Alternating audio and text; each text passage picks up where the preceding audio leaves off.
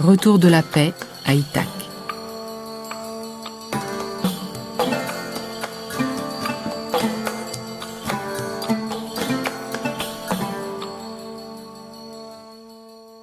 Ulysse rejoint son père, travaillant au jardin.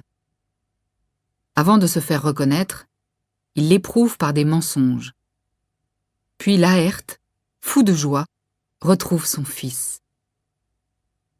Tandis qu'ils prennent leur repas, la rumeur de la mort des prétendants arrive en ville. Alors, de toutes parts, les citoyens accourent, criant et gémissant devant la demeure d'Ulysse. On emporte les corps pour les ensevelir. Ceux des autres cités sont déposés sur des nefs rapides pour être reconduits chez eux. Puis tous se rendent à l'agora, le cœur plein de tristesse. Quand tout le monde est là, Eupythée se lève pour prendre la parole. Un deuil insupportable a envahi son cœur. C'est son fils Antinoos qu'Ulysse a abattu en premier. « Cet homme a commis de graves crimes contre nous, Grecs. D'abord, il a emmené avec lui une foule d'hommes courageux. Il a perdu les vaisseaux, il a perdu les hommes. À son retour, ensuite, il a tué les meilleurs du pays. Allons, en route, avant qu'il ne s'enfuie à Pylos ou Élide. Nous serons toujours couverts de honte si nous ne vengeons pas le meurtre de nos enfants et de nos frères. » Il dit, et ses larmes provoquent la pitié des Grecs. Alors, sortant de la maison d'Ulysse, apparaissent Médon et le divin Aède.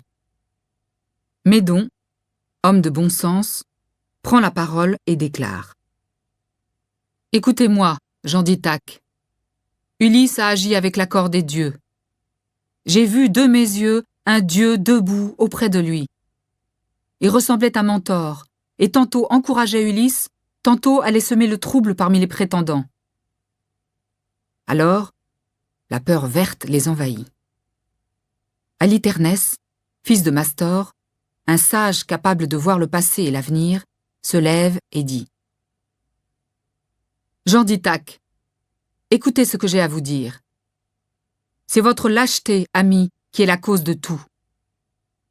Vous ne nous écoutiez pas, Mentor et moi.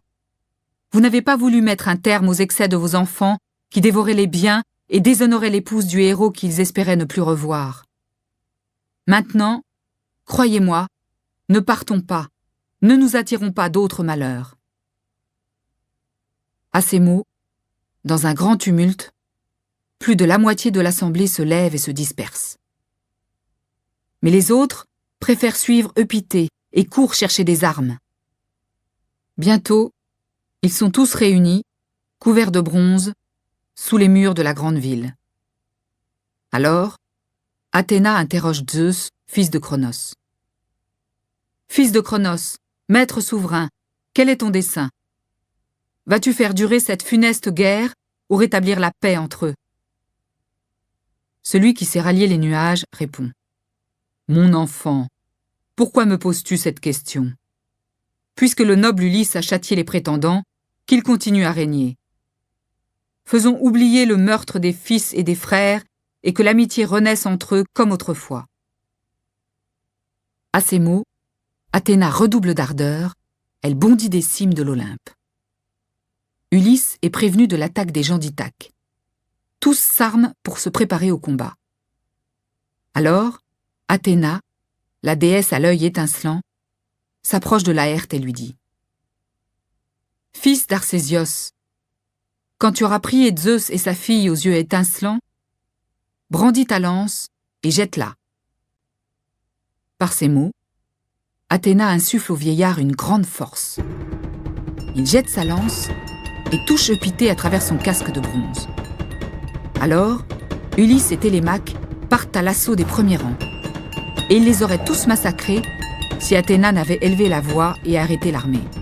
« Gens d'Ithaque, cessez ce cruel combat, ne versez plus de sang, séparez-vous !»